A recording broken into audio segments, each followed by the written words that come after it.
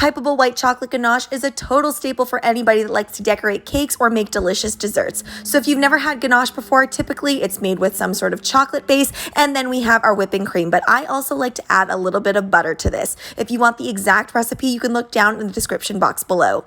Chocolate can scorch in the microwave, so I always like to be on the safe side and put it over a pot of boiling water. And as you can see here, all I'm doing is really whipping that ganache, making sure to incorporate the butter and that heavy whipping cream. That heavy whipping cream, by the way, is at room temperature and not super, super cold.